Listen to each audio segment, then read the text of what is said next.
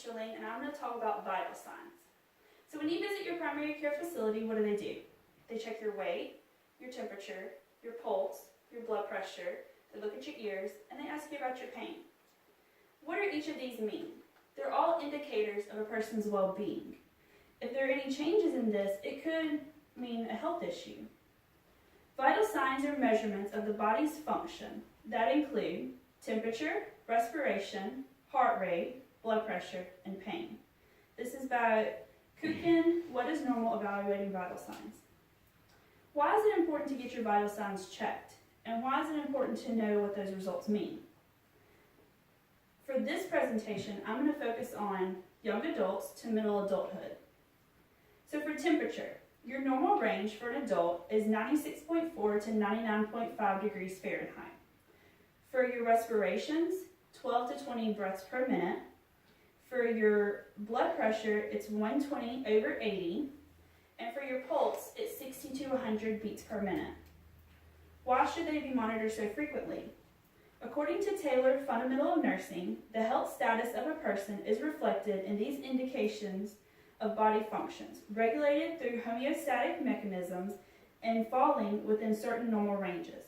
A change in vital signs might indicate a change in health. So, what do the results mean? Let's understand. Temperature is the difference between the amount of heat produced by the body and the amount of heat lost to the environment measured in degrees. Fever is a body's way of letting the person know that something isn't right. What can cause a fever? Viruses, bacteria, microorganisms, and many more. Fever also signals an immune function and inflammation. So when you fall and hurt yourself, or when you get a bruise, or when you get sunburned, it's going to be warm to the touch. That's your body's sign of inflammation, of healing, of something isn't right. So for pulse, let's understand that. It's palpable over an artery. There are 8 locations for your pulse. I have a picture right here for you. You have a temporal, a carotid, the brachial, the radial, the ulna, femoral, popliteal, posterior tibial, and dorsalis pedis. Each of these are locations for your pulses. And it's a very important vital sign because during CPR, for a child, you're going to check the brachial. That's the easiest place to locate, especially in an infant. For an adult, you're going to check the carotid. An example. So for pulses, an example is an athlete. An athlete who is very active, their pulse is going to be lower than an average person going to work, sitting at a desk. So when you're checking your vital signs, the pulse might be lower than the normal or might be really much higher. Each of these could be indicators of something good or something wrong. Influences for pulse are age, gender, physical activity, fever, stress, medication use, and the presence of diseases. Respirations, blood pressure, and pain are important in determining the patient's status and reason for their visit. So for your respirations, it could be an indicator for pain. It could be, are they getting enough adequate oxygen? If their voice is shallow, it could be labored and might not be receiving enough O2. Each of these are visual signs that the healthcare professional can notice. You can listen for respirations and watch respirations in 2 different ways. You can watch visually as somebody breathes, or you can listen with a stethoscope over the different placements of the lung to listen for wheezing, crackle, if something's wrong with the lobe. Each of these are indicators by using a stethoscope.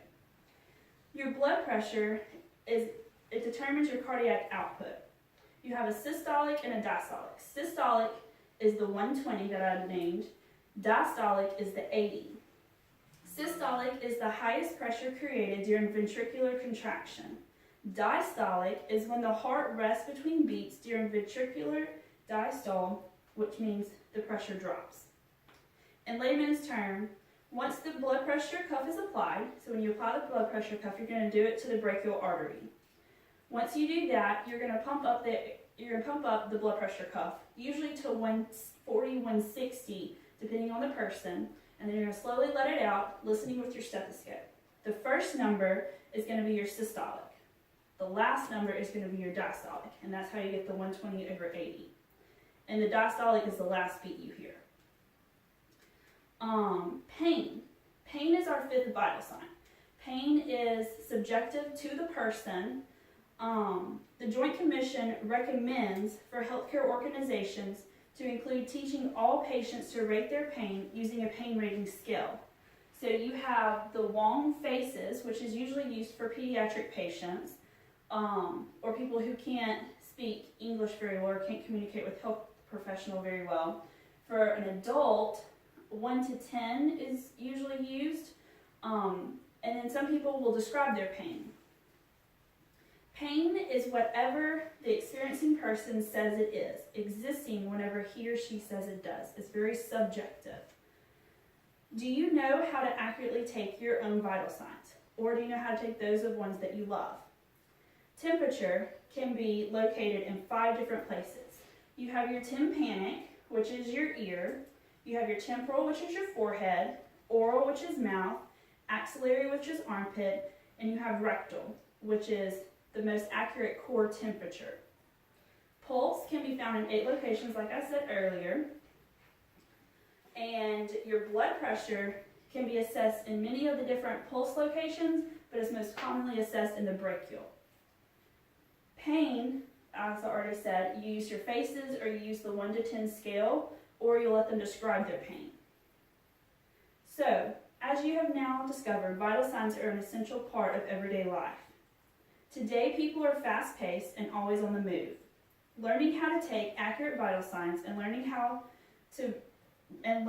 some are crucial things in an emergency are important.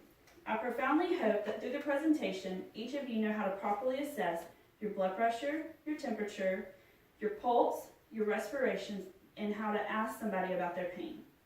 Thank you.